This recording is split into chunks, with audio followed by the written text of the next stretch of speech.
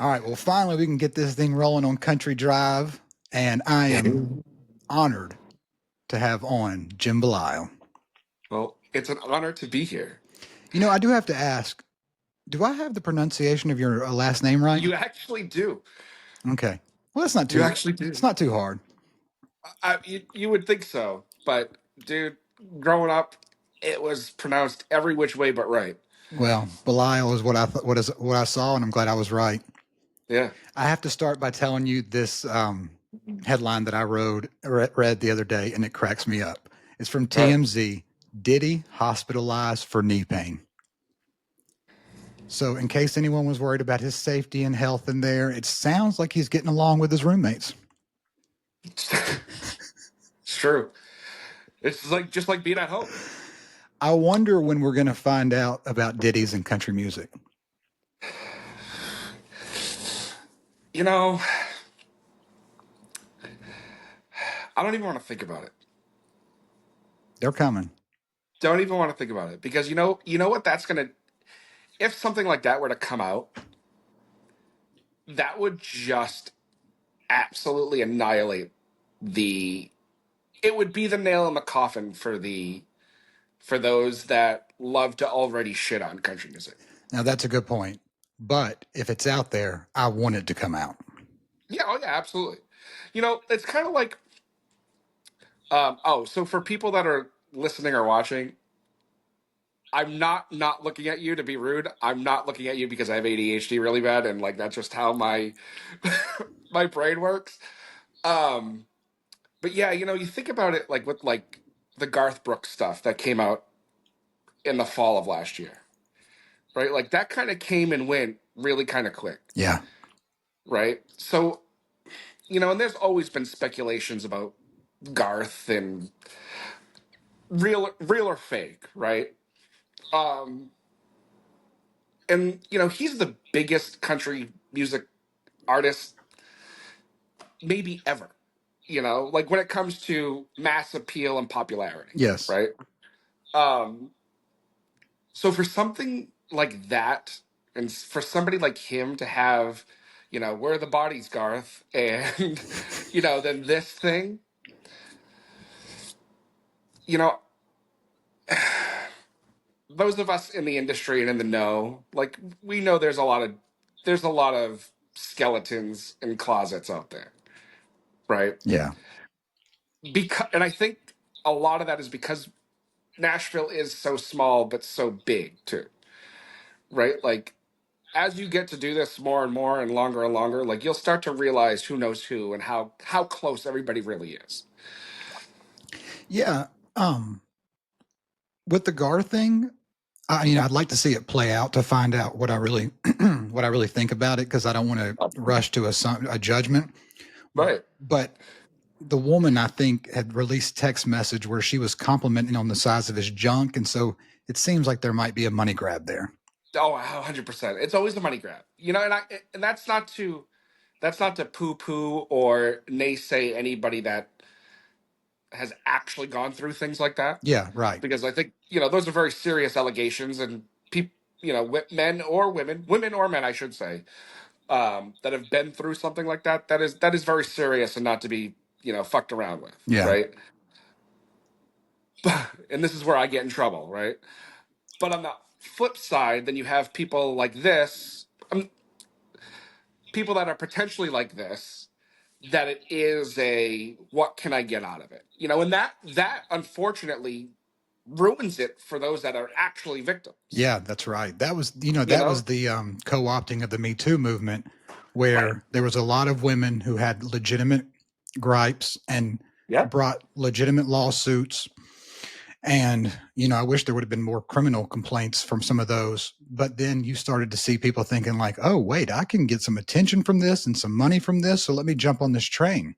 yeah, yeah. And that's what's sad. It sucks. And it's really unfortunate. Because I know people in my personal life that have gone through things like that, and it's a wild thing because as serious as it is, it's still even with everything that it's been headlined over the last few years and all that, like, it's right, wrong, or indifferent, it's still a he said, she said Yeah. fucking game. Yeah. You know, it's, you know, uh, and like it maybe it should be, you know, and I say that with all due respect, right? Because I have a degree in political science and I've done a lot of law stuff and whatnot. Like you need to have proof. You know, I hate to say it like that, right? You can't just go around and def, you know, saying shit that isn't true. Yeah. You know, male or female, right?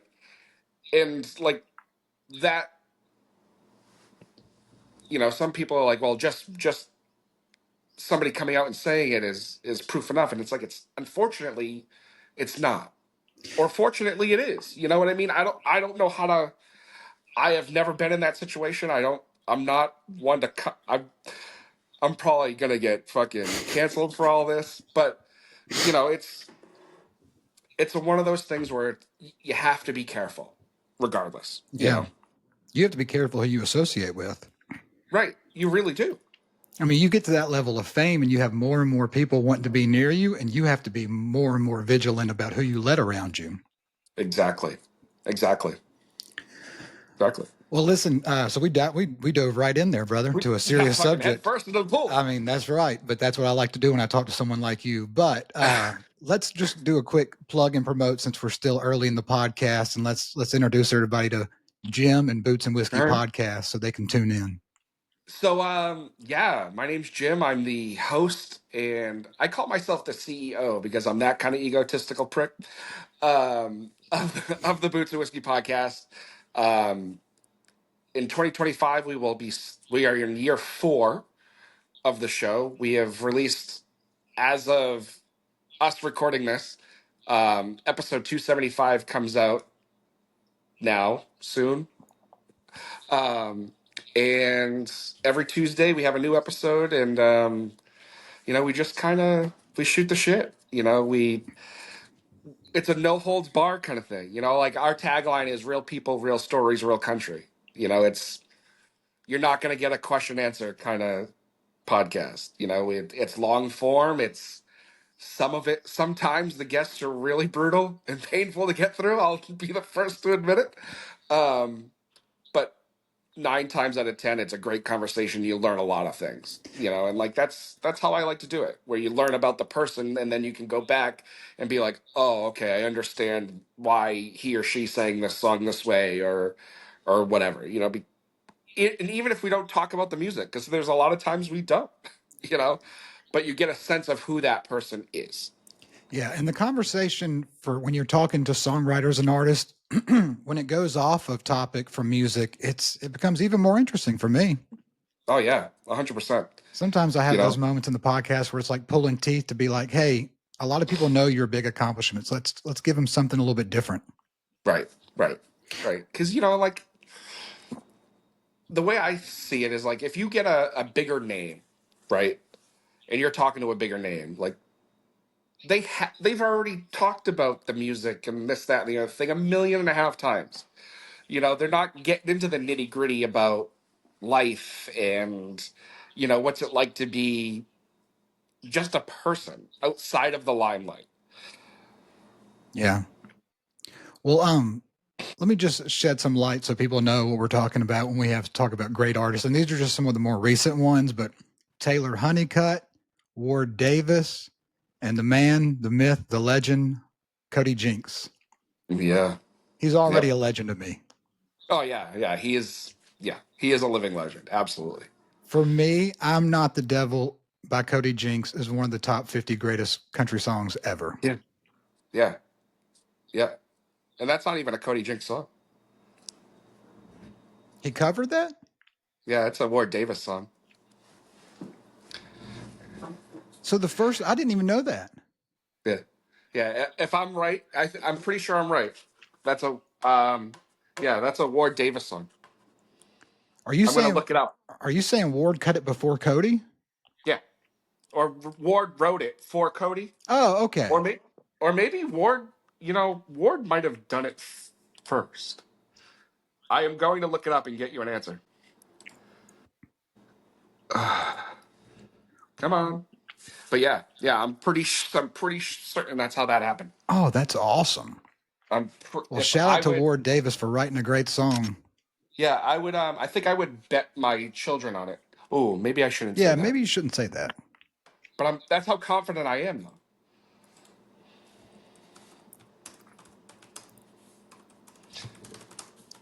This is why I always have the laptop ready to go. Yeah. Yeah, yeah. I'm pretty. Yeah, You go, yeah, I'm pretty sure. Yeah. yeah, yeah, That's so yeah. weird. It's either Ward's song and Cody did it, or Ward wrote it and then didn't do anything with it. I'm. Yeah. Yep. Well, that's educational for me because the first time I ever heard it was his acoustic session that he had on YouTube for Cody. Yeah. Yep. Well, anyway, I got back to Anyway, I was getting off track good. from the point of these are the kind of guests that you get to see on Boots and Whiskey, and it's awesome for me. Well, thank you. I appreciate that. I really do. I think Cody's one of your better guests, like Ward. Um, and then you told me the other day you've had Tyler Reese Tritt on, so I'm a big fan of her dad. Yeah. Yeah. Tyler was fun. You know, I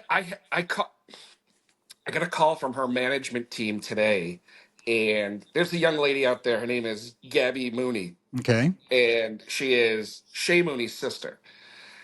No, I And don't know we who Shay had Mooney is. Shay Mooney. You Mm, don't know who Shay Mooney is? mm-mm. Uh, Half of Dan and Shay. Oh, Yeah. okay. so There goes my so poker face. Gabby is fantastic. She's got some cool shit going on, and I don't want to say like I almost forgot about her because like you can't forget about Gabby, but like it jogged the memory, right? So like I sent her a text and I was like, "Hey, hope all things are well, yada yada yada," and we texted a little bit earlier, and yeah, she's a spitfire. She's another one that you should check out. Okay. And how is she Um, related to Shay? it's her hit Shay's sister. Okay. Yeah, I've never been a Yep. big Dan and Shay fan, but I'll be No, happy to check it out. I get it. I get it. Me neither. But it's sometimes you got to chase the headlines. Yeah, I don't focus on the artist that like I'm not big into. I just put You my energy and attention into the stuff I like. One of the first guests we ever had was a young lady. Her name is Taylor Austin Dye. Okay. She's in Nashville, and she's over the last few years she's been on a fucking freight train, and she is fantastic. You wanna hear some good tunes? Bro, how many Taylors are there right now in music? My God. Oh, I like all of them. They're all there. Taylor Honeycutt, Taylor Dye, Taylor Swift. Yep. There's it was a popular name in the late '80s, early '90s. Yeah, and if I ever transition, I don't even have to change my name. Well, you can't anymore, so it's fine. Can't what? There's only never forget it. Forget it. Get it. Did you watch the Grammys last night? I did not. Oh my gosh. I Nope. I did. refuse. I refuse. I was actually on the phone with a friend of mine, and she's a big Swiftie, Okay. and we were chatting because I knew she was watching, and I was like, "So how is it?" And she's like, "It's fine." And she's rattling off people, and I was like, "I don't know who any of these people are." And she's like, "Oh, well, Taylor's about to do um, country album," and then it was Beyonce, and I was in my car, and I almost rolled my Jeep. That's how angry I was. So you're not happy with Beyonce winning Country Album of the Year? No, that's an abomination. I'll say it this way: Merle, Waylon, Johnny, they're all rolling in their fucking grapes. It's a weird one, isn't it? Yeah. I Hmm. mean, it's just strange to me that Beyonce said this is not a country album, Right. and the press decided we have to make it a country album, Right. which was this kind of baiting in a way. Yeah. to see that if they could get it criticized, they could see country music's always been the same and it's still that way Uh-huh. today, which is Yeah, just so I could it go is. on Yeah, and on dude, rattling off evidence against that I notion. can't. I can't tell. So, can I tell you a quick story? Yeah, please. So, this was, God, it had to have been this time last year. Um, because it was right around the time. It had to have been this time last year or getting close to it. I was reached out to by a journalism student over at Emerson College, and she said, can I interview you for this piece that I'm doing about Beyonce doing a country album, yada yada yada." And I was like, you know what? Sure. Your Emerson's a local college to me. I'll give you the time of day. So the line of questioning was pretty much trying to bait me to say that country music has and always has had a race problem. And I refused to fucking do it. Yeah. I was like, no, absolutely not. Absolutely not. And like she tried to bring in the whole Morgan Wallen thing and this, that, and the other thing. And it's like, no, I'm not. I am never, you are never going to hear me say that country music has a race problem. You're never going to hear it because I don't believe it. So one of the things that was interesting about the whole acceptance speech that I do like what she said. She said she doesn't like that artists are, regulated to certain genres. Yeah. And I can Oh, appreciate that. I think we're getting to the time where, the lines between genres are blurred. yeah, absolutely. But she had also said this is not a country album. She is using some of her country influence from growing up. And the thing that I take issue with about it, if I have any issue, because I like Beyonce's music, I've always thought it was very fun. She's an extremely talented artist. Sure. But Lainey Wilson moved to this city, and if I remember correctly, she lived in a trailer in someone's yard while Yep. she came up paying her dues for years and years and years. Casey Yep. Musgraves has put out some amazing stuff over the years. I mean, she is a Yep. terrific artist. Yeah. Post Malone, we have people have debates about that. I love Post. He did a I great do too. job of doing some great duets with great artists. People can make their complaints about that album being in there, but I don't really care. But the whole thing comes down to, did someone that has dedicated their life to country music get stepped over for that moment and that somewhat politically correct statement to be made? Yeah. 100%. 100%. I don't know how much I could talk about it, but I'll say this, right? So I'm a CMA member, right? I'm also an ACM member. I don't I don't think it's a surprise or a dig to anybody that when it came to the CMA awards last year, Beyonce was nowhere to be found on the ballot from the beginning to the end. And I don't think that's speaking out of turn. I don't think that's anything, because it wasn't a country music album. Well, the You press know? wrote up about that and said that she was snubbed. No, she wasn't snubbed. I get it. Like you, you know, uh, yeah, we could talk more about this off the air. Yeah. But it do I think some of the stuff that we do in the CMA and the ACMs, do I think it's a little, you know, wonky? Yeah. Yeah. But I also think that, this year it kind of got it right a little bit. The Red Clay Strays are in there. Zach Bryan's in there. Like it's not just the quote unquote stuff that's popular on the radio. You know? Well, if for people that are listening that, don't know a lot about the country music history, I don't know all of it, but I'm always quick to like point out these points of like Ray Charles does Modern Sounds of Country Music, which Yeah. is just a breakthrough revolutionary moment for country Yeah. music. You move forward into the 90s with the Rhythm Country and Blues album where every country artist was paired with a legacy R&B act and they killed the entire album. It was beautiful. It won awards. You had Hmm. Don Was, a famous rock producer, producing it along with Tony Brown.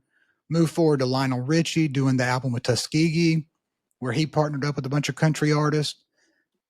This genre has always been welcoming. Yeah, You know, Charlie 100%. Pride famously had a run in with James Brown where he got his heart broken because James Brown was like, "You shouldn't be hanging out with them honkies doing that honky music," and it broke Charlie Pride's heart. Right. So the idea that sometimes we're, this racist, there's other people that have prejudices towards country Oh yeah. music that are of different skin color. So I music is the place where things come together for me. All races, it's Yeah. just a great place for us all to unite. And I hate Yeah. the people that are trying to divide it. It's one of those things where, for some reason, right? And I don't, and we do this even here in this country, where it's like things that are uniquely American, there's always something, right? Mm-hmm. And like country music is uniquely American, right? It comes from a place of, you know, history and all of that, Yeah, right?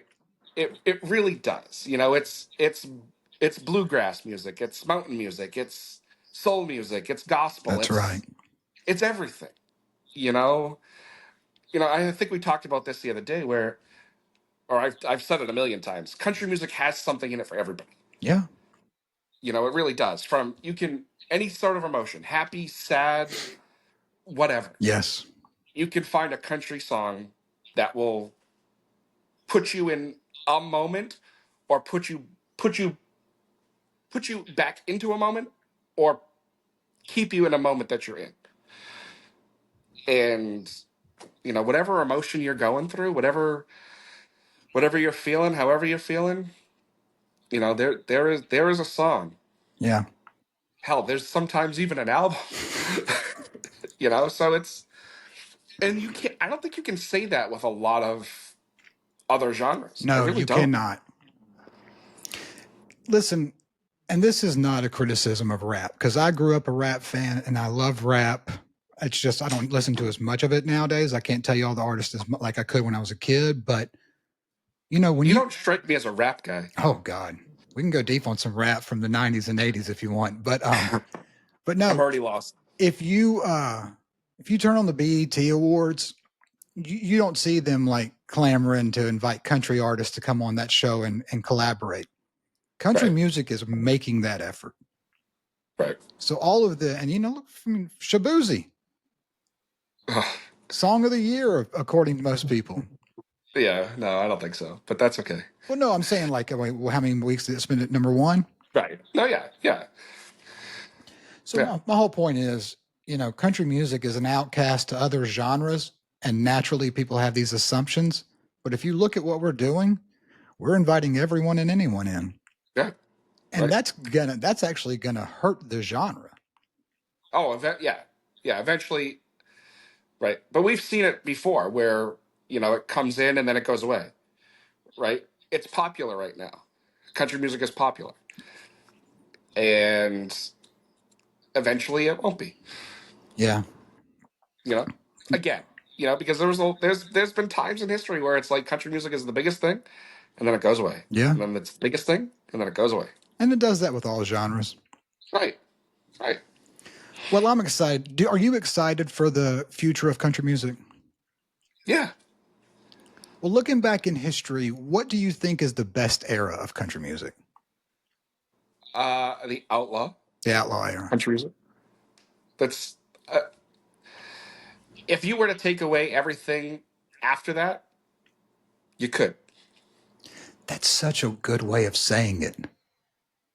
because everything you need is right there. Everything that made it great.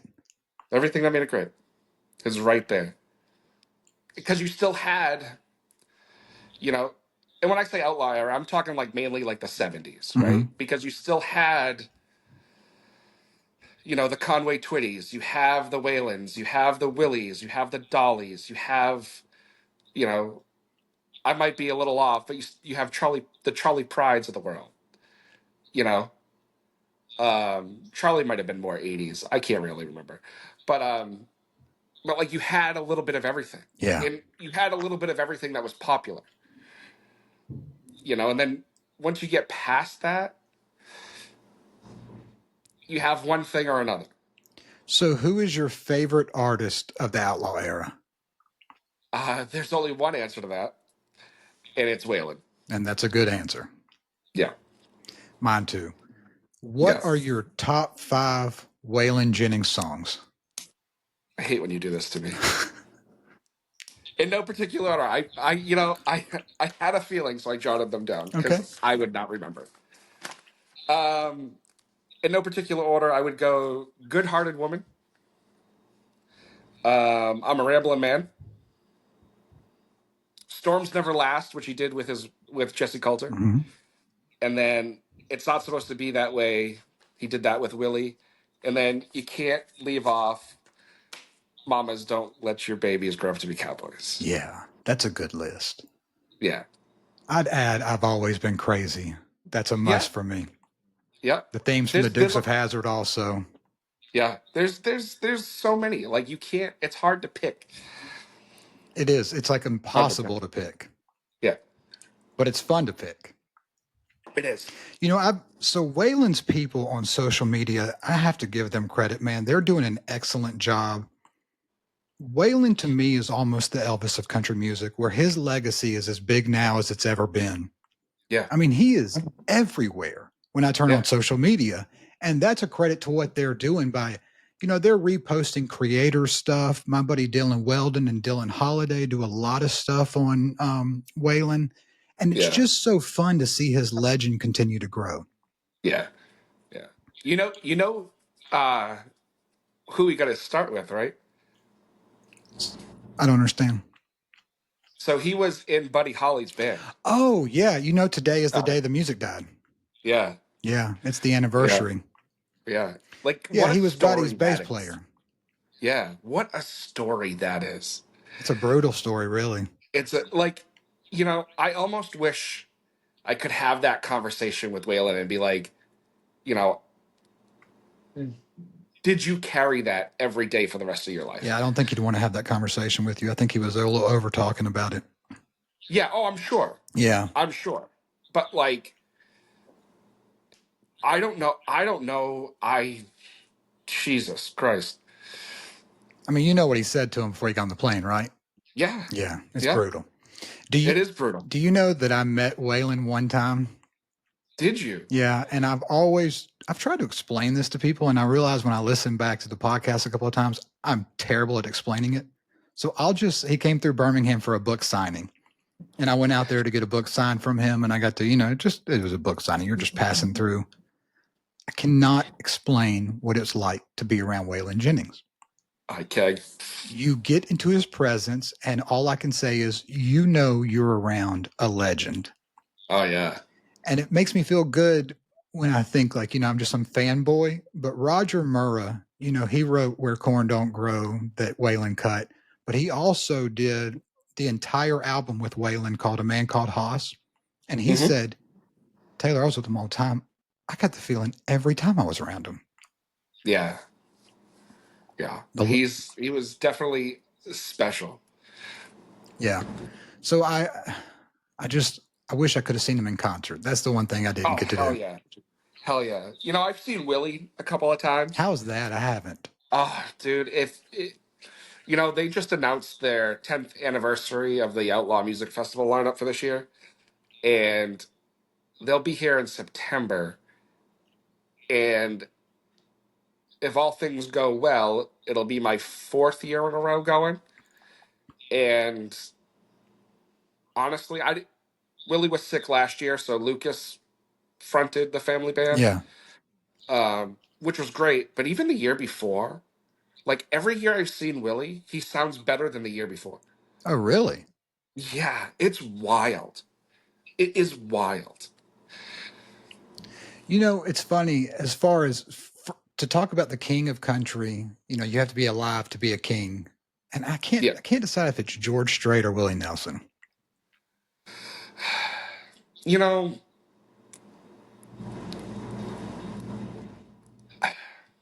it hurts me to say this, to an extent, but I think it has to be George. Yeah. I think it has to be George. But can you imagine how cool society would be if we were ruled by Willie Nelson? Oh my God. Whew. Uh, It would be lawless. The Pledge of Allegiance would come with a joint every morning. Absolutely. Absolutely. You know what? I'm pretty sure that that's why he's still alive. Is he not like the billboard for legalization? Oh yeah, he is. You know, it. It's like him and Snoop Dogg. Yeah. You know, when you think about weed, like those are the two people you think about. Cheech and Chong, Yeah. Snoop, Willie. Yeah. Yep. Oh, Here's the fun fact: I have smoked weed with Willie Nelson's granddaughter. well, look at you. It was one of the greatest nights of my life. I smoked weed with one of the Whalers. That's damn. That's a pretty good one for me. Yeah. But you were Willie Smoked. adjacent, so that's cool. I smoked weed with Aaron Lewis. Now Probably Aaron, shouldn't say no. now Aaron's a fun guy, boy. I like it.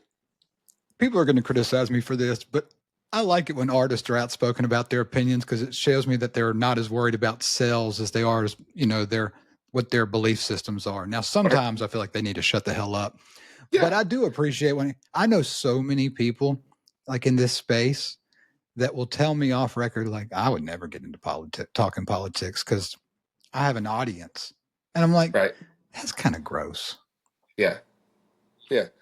You know, it's one of those things where I think you can. I think you can do it. You know, I was thinking about this the other day. I think you can do it and talk and be outspoken as long as your art and your talent can stand on its own. 100%. You know, like if you're going to be an outspoken asshole, like your music or whatever that thing it is you do has to be just as good, if not better. I have to tell you, man. So I'm like really middle of the road. I really, Yeah. I, I'm just really not good at being a follower of like everyone's on this side and this side. So let me choose one. Yeah. Me neither. Sometimes the left says stuff and I agree with it. Sometimes the right says stuff and I agree with it. Agree with it. Let me. That makes you a human, Taylor. The libertarians say stuff. I agree with it. But man, sometimes I'm like, it might be fun to join one of those sides because if you like fully commit to one side, you can get a lot of people shower you with love. Yeah, it's fucking wild. Like, some people want to have like 50 million followers, but you can get 3 million solid followers if you will just commit to an ideology. And I'm like, man, I can see why people get enticed by that. Yeah. Most of the Yeah. people on the news, I don't truly believe that they believe what they're saying. I think they just want to follow like their specific segmented Yeah. following. Yeah, absolutely. Absolutely. It's wild. It is absolutely wild. And people are like, you should get more vocal on your podcast. But this, I'm like, I don't give a fuck about that issue. Yeah. Yep. Like, I don't care. It's true. You know, like because it's also one of those things where it's like if you commit to one side, you're also going to annihilate the other side. Yeah. But And that's it's what you want to like do. See, right. you need the people being negative towards you to get the people that like are on your side to fight on your behalf. And that generates more views for you. It's this view bait, clickbait bullshit that we live in even more now than ever on the internet. Yeah. Dude, you know, to go back a little bit in our earlier conversation, this actually happened to me not too long ago. I was at work, I got out of my Jeep, and unless you're blind or stupid, like you can tell I love country music from my Jeep, right? And you know, I got stickers, I have my logo on my wheel cover, and a girl I was working with, I was training at this place, and the girl was like, I just tried to make small talk, and she was like, I have nothing to say to you. And I was like, like, what do you mean? She goes, well, you know, obviously you like country music and you're a guy and you have a beard and you have tattoos and yada yada yada. So you must vote this way. Wow. And I can't get behind that. And I was like, first of all, you don't fucking know me from a hole in the wall. And two, like that just says everything I need to know about you. That's exactly right. You know, it was like, it was gross. It was gross. Wow, she told you her entire life story in like 3 sentences. Mm-hmm. Yep. Which one were you most Yep. offended by? Her not liking the color of your skin, your beard, or your tattoos? I think it was more the fact that she didn't like the country music. I don't give a shit about the rest of it. That's a there that goes again, like you said, that goes back to the beginning where, oh, you Right. like country music, so I know everything about you. Yeah. Bro, Brad Paisley was doing a COVID thing with Jill Biden. Right. And I love Brad Paisley. Me too. I think he's one of the most underrated guitar players of all time. Oh, I don't think he's underrated. I think people know pretty well he's a great guitar player. In country music, maybe, In but I country don't, music, yeah. I'm talking about like the spectrum of music. Yeah, but he's done a lot of collaborating with I don't know if it's a lot, but I think they did CMT Crossroads together with John Oh yeah, yeah, Mayer. yeah, yeah, And yeah. so Okay, if him and John were doing a lot of shredding together, so I think that kind of helped legitimize him as a guitar player too. that's true. Great That's guitar true. players, man. Keith Urban's a great guitar player. Travis Tritt's a great guitar Yeah. player. Vince Gill. Uh, Um, but Brad he's up there. he's yeah. Chet Atkins is a great guitar player. We have some great ones, but you're right. Country music is not known for like the No, Slashes no, and the Jimmy no, no, no. Pages. Right, right. You don't think a country music tune and you think like, oh, did you hear that guitar solo? And like you know, Hey, Friends in Low Places doesn't have a a guitar solo. You know Friends what in I Low mean? Places doesn't need a guitar solo. It's a great song. Right.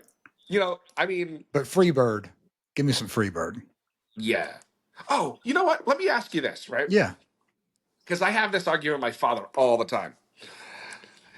If bands like Skinner, Allman Brothers, 38 Special, Molly Hatchet, the list can go on, right? Hmm. If those bands come out today, are they under the country music umbrella? Where do you put Blackberry Smoke? I put them under in today's day and age. If Blackberry Smoke came out at the time that these guys came in, they'd be in that southern rock Yeah. genre. But I think now they're under the country music umbrella. Oh, I'm sorry. I kind of misunderstood what you were asking. So you're saying that country music is co-opting Southern rock? Yes, 100%, Huh. 100%. Well, And I say that because I love Whiskey Myers. I love you know Shane Smith and the Saints. I love Coetzel. I love a lot of these Texas guys that don't consider themselves country, but in our realm, we cover them like they are country. that's true. You're right. But we put them in like Americana, country, but Southern rock should be its own. I just don't think there's enough Southern rock coming out. I think a lot of people would disagree. Well, I think there's a lot, Blackberry Smoke, Whiskey Myers, you know, 49 Winchester to an extent. A lot of these bands really aren't country bands. They have country lyrics. do you know how Dwayne Allman and Wilson Pickett ended up cutting "Hey Jude" in Muscle Shoals at Fame Studios? No. Well, this is kind of interesting to what you were saying. So, all the Swampers would go eat lunch, and they're all white boys, and but Wilson couldn't go with them. So one day they're telling him we're going to eat lunch, and Dwayne tells Wilson, the only thing some of the people here hate more than black people are hippies. So if I go to lunch with these guys, I'll get beat up or kicked out just like you would. So they were hanging out around the studio waiting for the guys to get back when they started working on Hey Jude, and that's how they ended up cutting it. But the point Really? but the point is the country boys didn't like the hippies. Yeah. So if they came out today, um, I think they probably would be considered country, which would be a tragedy because Southern rock should be its own I entity. agree. I agree. I have this debate with people all the time where it's like, where's the line? Is there a line, between Americana, country, um, you know, Red Dirt, etc. The list goes on. And I say it all belong. I say it encompass country music encompasses all of those things now. But Skinnerd is one of the greatest bands of all time. Yeah, Rock, country, southern rock, I don't even care what the genre is. They're in the top of all genres, and country music would not claim them today because of the rebel flag, true, which would be a good true. thing. They wouldn't get co-opted because they'd be scared what might happen if they embrace it. Yeah.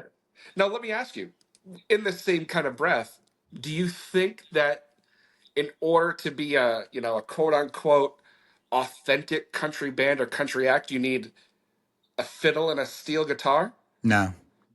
No, Even though I prefer it, no. really. I mean, I just There's no wrong answer. I'm yeah. just There's definitely that's the great thing about music discussions is there's never a wrong answer. There's people no, not there's at all. people that will get pissed at you for your answer because they forget that there's no wrong answer. But Right. um, it doesn't have to be fiddle and steel for me, but it Okay. helps. Yeah. Oh yeah. See, in to me, I need fiddle and steel. I do. I mean, this is one of the reasons that, and I hate to break it to people, but I wasn't a huge fan of the Nashville sound era because they purposefully left all that out and started bringing in the big orchestra and strings. Yeah. And they did it just to appeal to a larger audience. And Yeah. that is something that ticks me off. Yeah. When country music tries to change its sound to appeal to a larger audience, I want country music that is made in its rawest form and let it be the judge of other people if they like it or not. Yeah. Don't change our sound just to do it. And that happened in the late '90s too, and it ticked me off, brother. Yeah. Yeah. I mean, and it happened with like bro country and 100%. all that shit. Like in the last 20 years, like the whole backtrack and the click tracks and all that you hear on country radio, it's like, what are you doing? That's why I like a guy like Steven Wilson Jr. Yeah. Have you seen him live? I have not. Dude, it's a religious experience. I bet it is. I saw him in Boston play a small venue not too long ago, before Christmas, and dude, I still have chills from that night. He wrote that I'm a song with Travis Meadows, who's one of the greatest songwriters of all time, also. And I'm just blown away by his talent. Yeah, he's fantastic. Fantastic. Who else do you like that's current? Um I like a lot of people that are current. I'm a big Kojo fan, Cody Johnson. Amen. I don't think anything Cody does is bad. Uh, I really do like Co Wetzel. I do like Zach Top. Um, who else do I like? I like a lot of people. I actually saw Parker McCullum the other night. He was great. Parker's You great. know, I've for loved him for since Pretty Hard. right for radio country that has come out of Texas. Like, dude, like he writes songs with the best of them. Yeah. He really does. And yeah. Let's see, who else do I like? Tanner Usray, Shane Smith and the Saints, Charles Wesley Godwin, Zach Bryan, even though he's a polarizing figure and all that shit. They all Um, are, aren't they?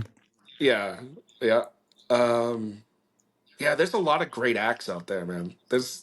And I think some of the 49 Winchester. Um, I think a lot of those guys and girls. There's some really great girls coming out like Caitlin Butts and Flatland Cavalry and Turnpike. Turnpike's old, but Turnpike and um, Cross Canadian Ragweed's coming back, which is great. I heard they're coming back. Yeah. They kind of created Red Dirt, didn't they? Oh yeah, they are the godfathers of that for sure. But I think all of these acts are kind of taking over the genre, and I think it's ultimately what's going to quote unquote save it or bring country music back to what you know you would traditionally think of as country music. And I think it's going to make it more mainstream. Well, that sound.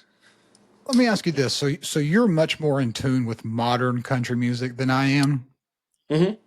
All the people you just named, a lot of what I heard are not like on the radio. I don't listen to a lot of radio, but I know enough to Yeah, know that they're not getting a lot of airplay. correct.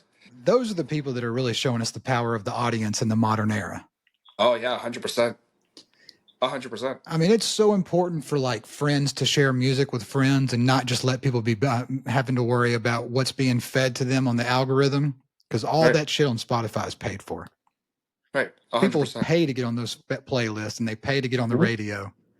But a lot of the people that, Like, sorry, no, I was just gonna say, like, talking about the radio, where a band like the Red Clay Strays, right?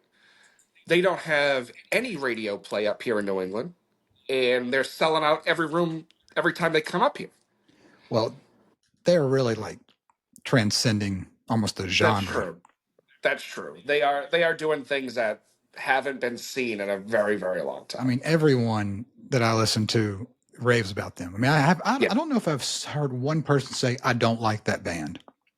Yeah, well, if you find that person, punch them in the throat. Yeah, I love it when there's an artist and someone tells me, sorry, it just popped up. I just got sidetracked. Ward Davis and Cody Jinks wrote I'm Not the Devil" together. Okay, so there we go. Right. It just Whatever. I told you. I told you. anyway. Told you what What the just hell was I Cody. talking about? I don't know. Um. Oh, if you meet someone and they say that artist sucks, it tells you more about them than it does the artist, Yeah. and that's the Yeah. Red Clay Strays, Yeah. 100%. dude. So the Super Bowl's coming up. Have you seen everyone that's posting about the Super Bowl halftime show?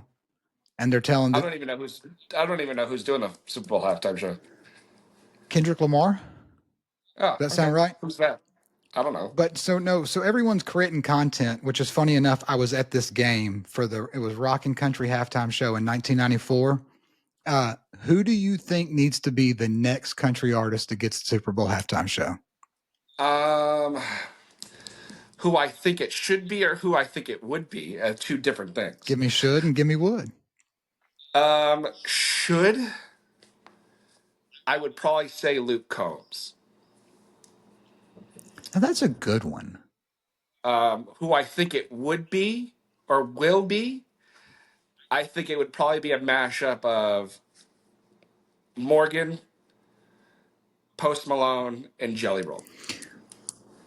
Wow, I hadn't even thought about Post. And I put Post Malone in there as like a, you know what, I'm taking Post Malone as a country artist. I like I'm Post. taking him. He's the Fucking man, yeah, I agree. I saw him at Fenway in September, and he was phenomenal, bro. I haven't seen him live, but I heard that he brings it. dude. He even did some of his rap stuff or whatever, Yeah, and even that was like, it's a pretty good song. I am a big fan of Post, and country music people really embrace the whole Post Malone album, and they use that against country music to say, "Oh, y'all adopted Post, but you wouldn't adopt Yeah, Cowboy Carter." no, no, it's totally different. Totally Totally different. different. Post Malone has always wanted to do country music, Yeah. Have you ever? He's been performing country music for his whole life. right? And He he's been great at it. he got his start, I think, performing in a coffee shop. Yeah. Yeah. I've said it a million times. I don't think I put it on my list of best country albums of the year last year, but I should have. Yeah. My hope for him with moving forward is just to do a solo album. I like that he Yeah, came and he wrote with a lot of people, and he needs to keep doing that. But I think he played it safe for the first one. yeah. Well, Post is because so it was a good, double. just roll with it. Yeah, I mean he did do a double album where the second part of the album was all just him, and I think that was even better than the initial release. Okay, so but most of those singles he released were just him, were him and one of the collaborators. Yeah, yeah. But I like I Yeah, had the some first. help. I mean, I thought he did a really good job. Yeah, and that's a great country song. Yeah. It has everything in it. It has everything in it. And that was with Morgan. Yeah. And you're a big Morgan Wallen fan. I do. I like Morgan Wallen a lot. I really do. Why is it that when I talk to people about Morgan Wallen, they feel like they have to be apologetic because he's gotten so big that it's like now becoming not in vogue to say you like him? Because there's still, you know, I think people don't like him probably because of that, right? Because he did get so big, out of nowhere, right? Where, he has the incident which I think was totally staged, but that's a whole nother Wait, conversation. the N words incident Yeah. Yeah. I think a lot of that was staged. by Morgan I think by Morgan's team.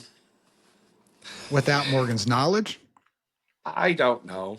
I'm digging That I don't here. know. I'm digging because that's an interesting That's fine. story if it's true. That's fine. I really do. Um, I think they knew Dangerous was going to be a good album for Morgan, but I'm curious what the reaction would have been without the incident. Hmm. Because if you forget everything else, right, and you listen to that Dangerous album from start to finish, and take out of your mind who's singing, and just look at the songs and the lyrics and everything, there is something for everybody at the beginning, the middle, and the end of that album. That album may be one of the best albums in the last 6, 7 years. Well, that's fair. Because that's an album. For a double album, there are no skips on that, not a one. I'll tell you one thing: the guy has revolutionized the walkout at a concert. That's for damn sure. He got Peyton Manning to suit up. That was Right. hilarious. Right. Right. We do so many lists on the podcast, but we don't do enough current stuff. What are your top 5 Morgan Wallen songs? All right. Top 5. Okay. Sand in My Boots. 865. Lies, Lies, Lies. I'm the Problem.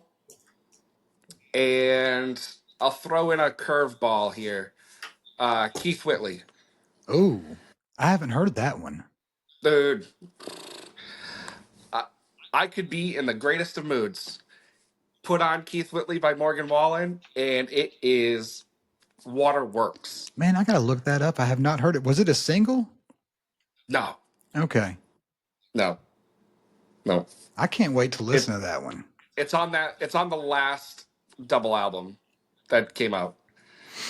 You know, Keith has a documentary coming out. I know. I can't wait. Cannot wait. Yeah, and I'm pretty psyched that Blake's doing it. Yeah, me too. Keith is one of those guys, man, like Otis Redding, Hank Sr., Yeah, Jimi Hendrix.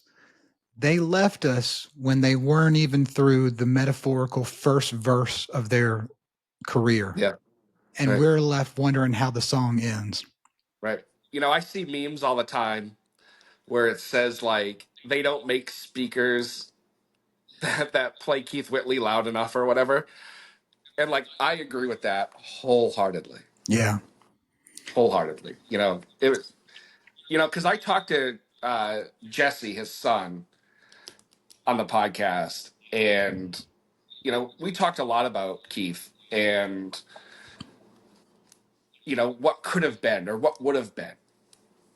And it's like I don't even think we can wrap our head around it. I don't I either. really don't. I don't either. I really don't. We had his producer, Garth Fundus, on the podcast. Yeah. And it was just just kind of listening to him talk about how he got the gig with Keith and working with Keith, it's like the mystique that surrounds that guy. Yeah. It's hard to even, because to me, I think if he would have lived on, he would have been the greatest voice ever. Oh yeah. You know, people talk about the Mount Rushmore of country music quite a bit, and I think even in the short time, I think there's an argument for Whitley to be on it. Yeah. I really do. Well, that's the whole thing. There's no wrong answer for who your Mount Rushmore is. Right. I have a Dylan Holiday came on and I asked him that question and we ran a reel on it. And I don't think he ever wants me to ask that question again. But it's fun to hear people who they think are like the 4 greatest Yeah. ever. Yeah, it is. Somebody came on in the comments and wrote like Kane Brown. Oh, for God's sake. I'm over it. I'm done. I'm done, Taylor. I'm done. Well, I didn't dig into their answer, but it was for Kane Brown and Kane Brown like artists. And I was like, oh, Yeah. this is a joke, right? Right. But no, I do. For people like Keith, I wonder what could have been. Yeah, me too. Yeah. Me too. Who do you think are the top 5 modern artists? When you say modern, from when, like starting when? Let's just say that right now they're still pumping out music. So we'll just call them the modern era. Okay. And I have to ask because you're probably going to tell me some artists that I need to start listening to because I don't. So this is actually educational for me since you're more in tune with modern stuff. I think you would know the ones I'm going to say. I think you have to have, it's Cody Johnson, Cody Jakes. It's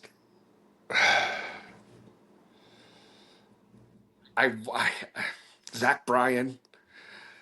God,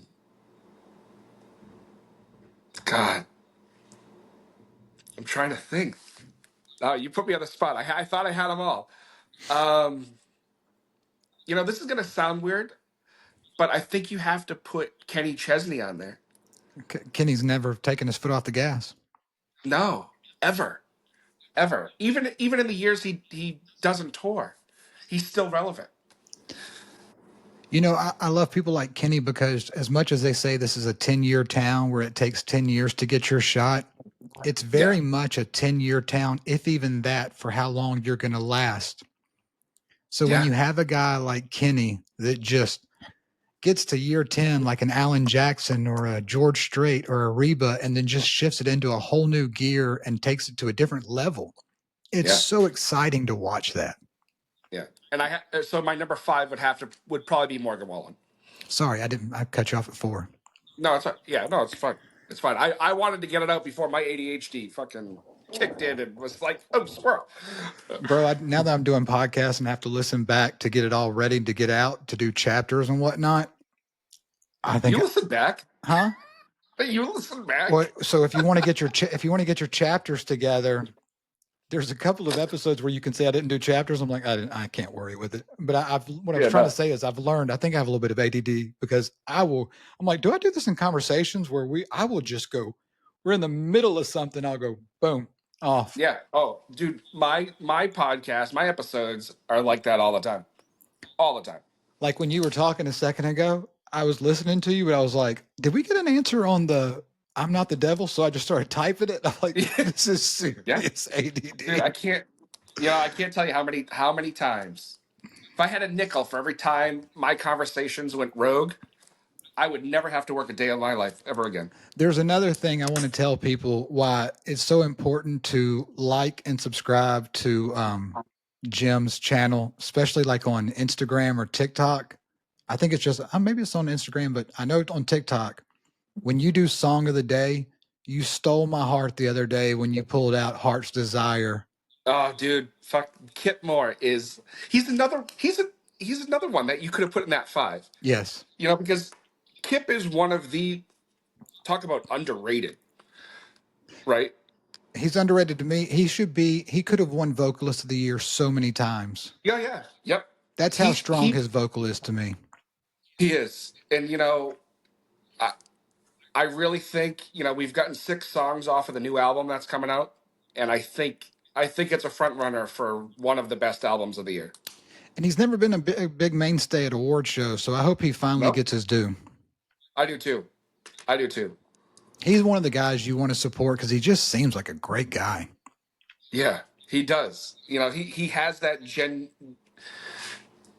what's that word? I don't want to say generosity, but the genuineness. Is that a word? You know what I mean. Um, to him. And if you want to talk about how important it is for artists to take country music globally, he's huge in South Africa, apparently. Right? Yeah. Yeah. When I do podcasts live in studio, I'm doing them in the same studio where that 10-Year Town podcast is also shot. Yeah. Yeah. And that's where I heard him say that he's big in South Africa, which I didn't even know. Yeah. Now, so is that studio all just one room and just everybody circles through it? Yeah. So if you ever watch mine, you'll see. Sorry, you'll see that they have a table set to the side with a TV screen, which I like to use. I want to pull stuff up, but then like the comedian John Christ, Yeah. Yeah. he does his podcast in there. And then you have Troy that does his, and Troy does it a phenomenal job. Yeah. Yeah. So I think there's like 4 different setups you can use. Yeah. Doesn't Theo Vaughn do his out of there too? No, but I think the guy that owns the studio, Alex Lagos, I think he's done some. Maybe he did, maybe he didn't. He did some stuff with Bussin' with the Boys. I'll tell you who else Alex used to do the podcast for is Ernest. Okay, yeah, I loved his podcast. I thought it was amazing. It was so good. I wish he would So bring good. it back. He's a great I do too. conversationalist. He really is. And he really is. You talk about one of my favorite artists these days. I just love listening to Ern. Yeah, he's underrated too. As a solo artist. Yeah. Very underrated. I think he's going to start getting his due more and more. I hope so. I hope so. When people like David Lee Murphy and Brooks and Dunn take him on the road with them, David Lee Murphy did a song with him, Red Dirt Clouds from one of their Hicks tapes. Yep. Have you ever heard that cut? It's terrific. Yeah. It's terrific. Yep. But Ernest, and dude, he's about as cool as they come. Yeah. He's the kind of dude like you could have beers with. Yes. 100%. He does not seem like his success has gone to his head. He just seems like a dude that you just want to hang with. Yeah, absolutely. And somebody I pull for. I have to say that one time, I don't remember once or twice, but I think he liked one of my clips. And I hate to be cheap, but it was like, that was really cool.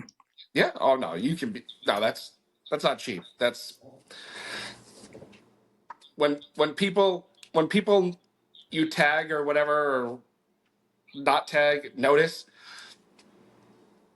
It's cool. Who's the most random person you've had like some of your reels? Because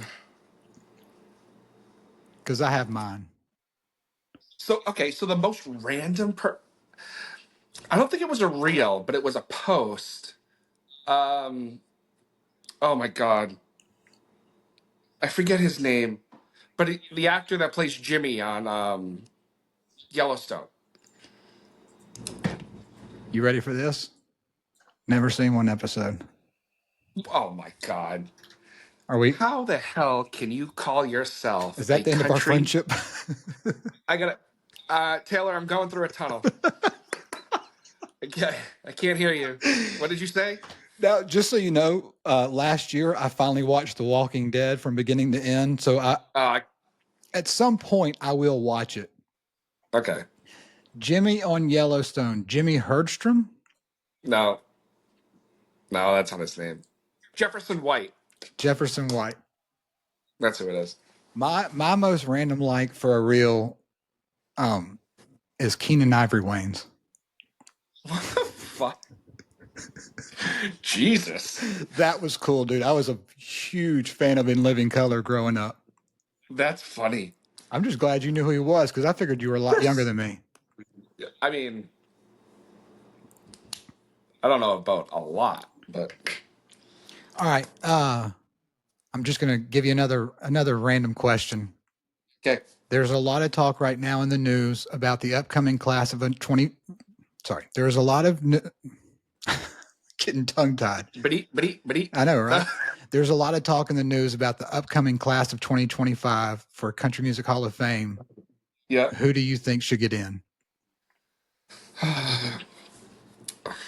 So I have I I've thought about this a lot. I have two people for each section. That's good. Options. Okay. So I like Travis Tritt. I like Clint Black. That's for modern. Yeah. Um, I think June Carter Cash should be in. I think the Nitty Gritty Dirt Band should be in. Yes. Um, I think Bob Kingsley should be in. And I think Nudie Cohn should be in. Okay. 100% on Travis Tritt. And I would add to the non performer, Tony Brown has to get in. Okay. But those are pretty cool. So I've become friends with Manuel, and he used to work for Nudie Cohen. Yeah. Yeah, you can't go wrong because of the impact on fashion with country music. Right. You really can't go wrong there. No. No. And that, I think, I mean, Christ, for a huge chunk of country music history, like everybody was wearing a nudie suit. Heck, I would almost say that Manuel needs to be in also. Yeah. The Rhinestone Rembrandt. Yeah. So what else is going on with you right now? What's the vision for Boots and Whiskey moving forward? Oh God, the vision and the reality, I think, are two very different things. Um, the vision is to make this bigger every year, and I think we have. Um, I heard Rogan say that it took him 5 years before he saw any sort of profit or anything like that. And at the trajectory we're going, I think that's pretty accurate. I think 2026 will be, the year that it turns around, when it comes to a financial anything, right? Yeah.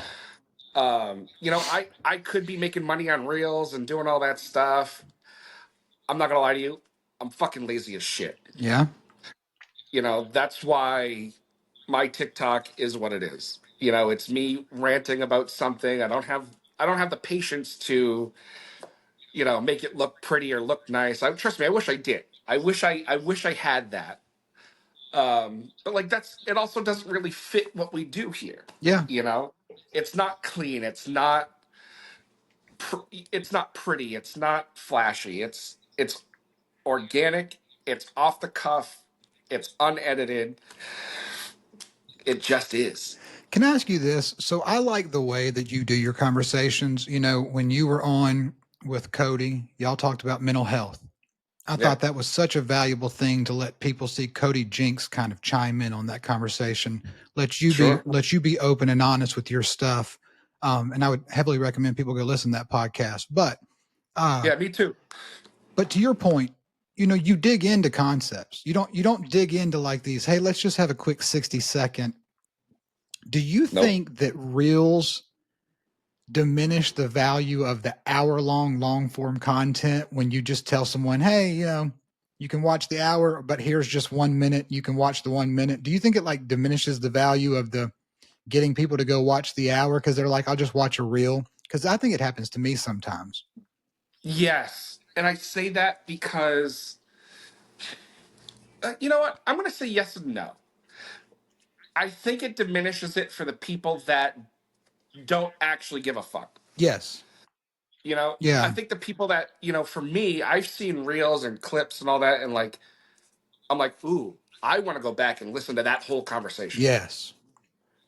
Perfect example. Stephen A. Smith was on Bill Maher a couple weeks ago, the week of the inauguration, and I had seen some clips, and I was like, wow, I really like what's being said here. Yes. And I went back and I watched the whole hour, and it was awesome.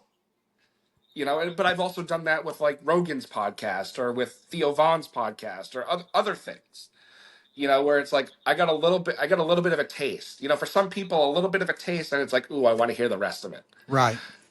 But I think it's also based on the clips you choose. If you choose like a clip where you get the gist, I don't think a lot of people will go back and be like, all right, well, what was that? What was the rest of that conversation? Yeah, so I've just been struggling with it because sometimes I do stuff that I think like people on social media will like. Yeah, Like I'll do like a top 5 albums of all time. yeah, And then people will come on and they'll like give their albums. But I always ask myself, like, are you really making people want to go to the whole podcast? Or are they just right, interested in being, commenting on just that 1 minute? right. That's why I've thought about doing reels and I want to, and again, I'm just lazy, right? Especially now that we're doing all the video, all of our podcasts are all video, because they used to not be, and now it's like I want to take segments of the Cody Jinks one where we talk about the mental health stuff and throw it Yes. out there, Yes. because I don't think it's talked about enough. And like, I'm not gonna lie to you, I beat the fucking piss out of mental health on my podcast in 2024. Yeah. I beat it to death because it was and is something I struggle with literally every day, every single day. Yeah. You know, and I know a lot of other people do too. Um, you know, ugh, I've and that's I hate to say it this way, but I've gotten the shit beat out of me about putting out things about my mental health out there. Well, Where that's it's silly. like yeah, it is silly. Um, Especially when I've had people DM me or call me and be like, thank you because your story I can relate to, Yes. and you know, it was nice to hear somebody else going through the same things. Absolutely. And it's like that's at the end of the day, that's what it's about. There's And so you know what? If my sorry, not to cut you off, no. but if my mental health stories and my journeys and my thoughts and emotions offend you or piss you off, maybe it's time to look at yourself Yes. and think to yourself, well, why is that bothering me? That's right. Well, I have to tell you, man, when I listened to you and Cody have that conversation, I just felt like, on top of being a fan of your content and your work, I was getting to know more about you. And it made me appreciate, being a fan of yours even more because you were being open and honest. I'm so tired of people in this business that just carry the facade and everything's hunky dory. And the Yeah. Instagram posts are always doing cool things and they're happy. Yep. And do you know that's what leads to a lot of mental health issues in this country? Because Oh, people 100%. people get on social media and they see the people they look up to or they follow, and they're like, "Look at these people; they're living great lives." Bullshit. Right. The greatest thing I learned recently was that out in California there is a warehouse that has a fake jet that you can get into and sit and take pictures in, and then you can post it on your Instagram, and they have like the sky in the background outside the windows. And then you get in your car and drive home, but you post that you're on a private jet so people think you're living the life. Have Right. you heard that? No. Yes, it's that No. obnoxious. So when someone's honest about their struggles, I appreciate the hell out of it. Do you mind if I tell a little story? Man, this is your time. Tell as many stories as you want. So, the Cody Jinks episode was our biggest episode last year, rightfully so. Right? And Cody and I got into a lot of stuff, and if you haven't listened to it, I hate plugging my show. I hate talking about myself. But like it's a really really good one. It is. And there was a story. We were comparing notes, and he was talking about stuff he had gone through. I was talking about stuff I had gone through in my marriage and with my kids and stuff. And when I really stop and think about it, um, I know that this was the case because I could feel it, whether or not I wanted to admit it or not. But I would come home from work, and Cody and I I think bonded over this story, Yeah. and because I think the essence was is the stories were almost the same, right? Where I would come home and my wife or my ex-wife and my kids, they had no idea what version of me they were going to get. Because I was so enamored with my stuff and my shit, and I didn't know, or I wasn't aware of the fact that I had ADHD or had anxiety as bad as I do, or have, the depression tendencies as I do. And like, I didn't know how to, one, deal with it. I didn't know how to, I don't want to say control it, but like, yeah, control it, right? More or less. And Cody and I talked about that quite a bit. And it was like, for me, it kind of gave me like that sense of, all right, here is a huge star, right? And he's coming home and he's being told the same things by his wife and his kids, or having the same feeling, or whatever. I don't want to put too many words in too many mouths, Yeah. right? But I think the essence was there, and it was like, for me, it was like an aha moment of, okay, I'm not saying it was okay for me to act in those ways or be, you know keep my family on edge like that, but it's like, okay, so it's not just me. Yeah.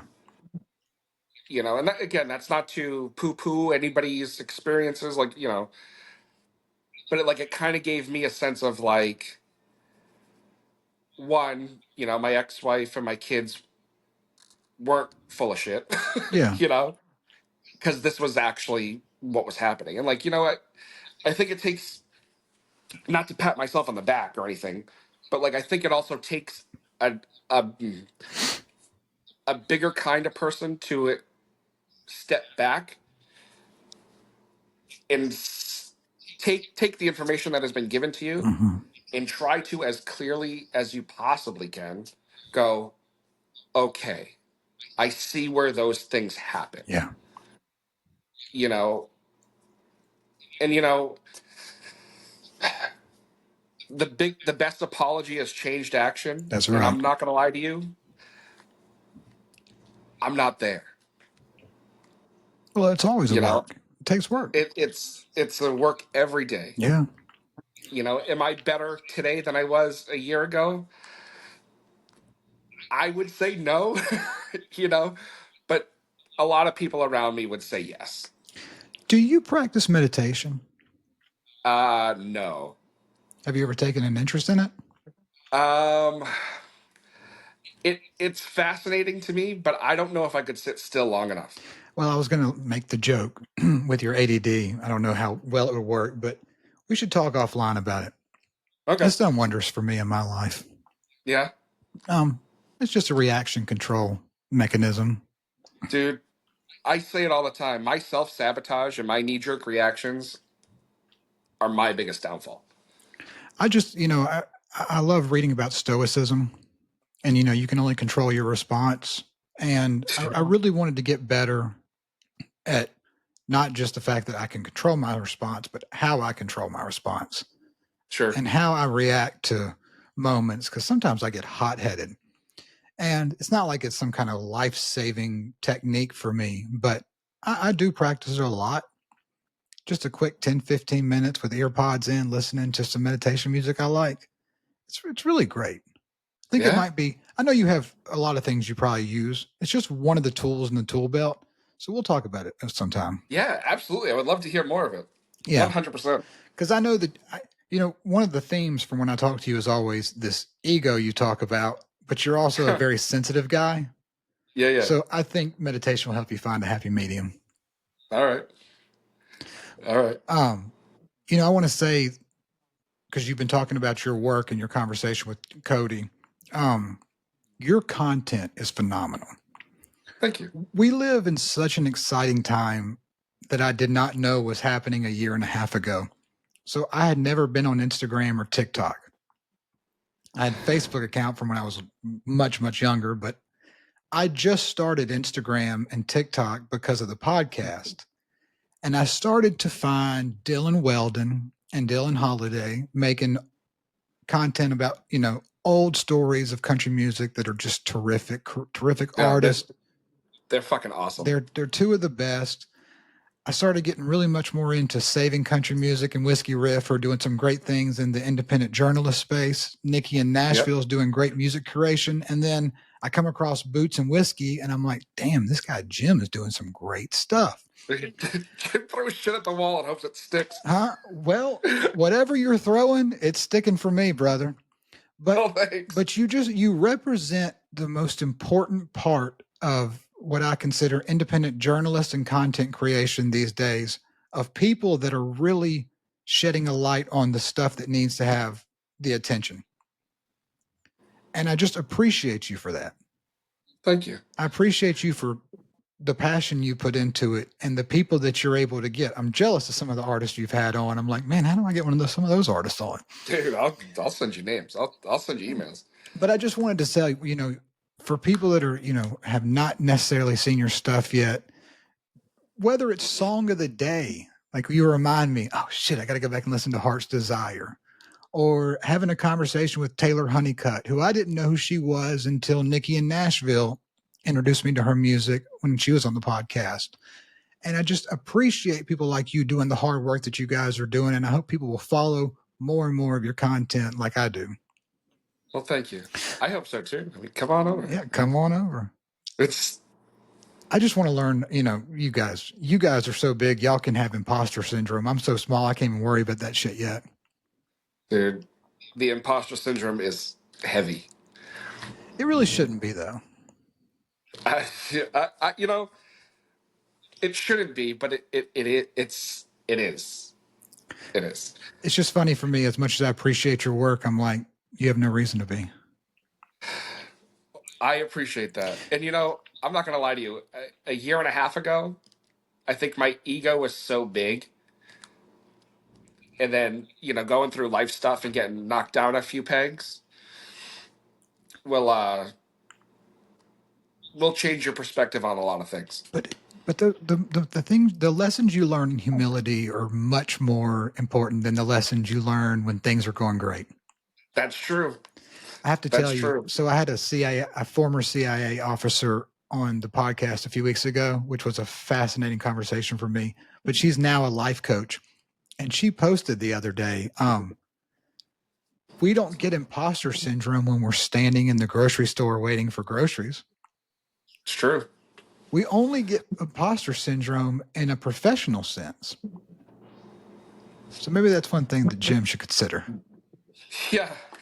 Yeah. Oh, You deserve it, buddy. You deserve all the thanks. success you get. Thanks. I appreciate that. Um, what else? Let's just. I think I just did a whole bunch of plug and promoting for you, but let's finish it off with you plugging and promoting one more time. Ugh. I don't know if I can. I mean, you've said all the nicest things ever. Okay, well, you know You what? know, I want to end this the way that I end it with a lot of other people, and I don't know why, but I just totally forgot. Um, Advice to people on the drive it takes to make it, and not just do enough to have that one moment of glory, but enjoy sustained success over a long remarkable career the way you're building stuff right now. oh, man. um, This is your it's one of those things where I think advice is easy to give, right? But when it's not easy to take. So what I'll say is this. The way I've always done it is I've always tried to be as true to myself as possible. I've never done this to appease or please anybody other than myself. yeah. If I don't like it, it doesn't get done. If there's a news story that I don't give a shit about, I don't post about it.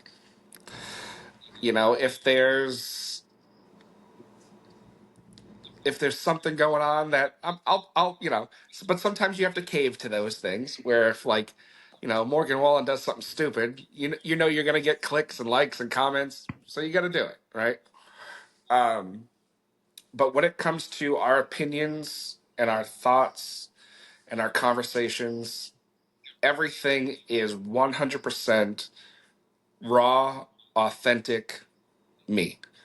What you hear on the podcasts and in the episodes and in the TikToks, that is who I am, whether the cell phone is on or not. Mm-hmm.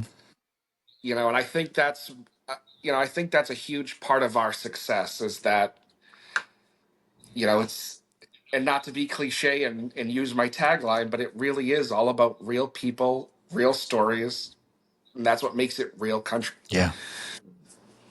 That's the essence of what makes country great. Right. Well, listen, we're going to have to hang out for a second while this thing loads. But, Cool. man, it's been a lot of fun for me to get to connect with Dude, you and have you on the podcast. I've had a blast. Y'all go follow Boots and Whiskey Podcast and support the man, Jim. He's worth it. Thanks, guys. Bye, y'all.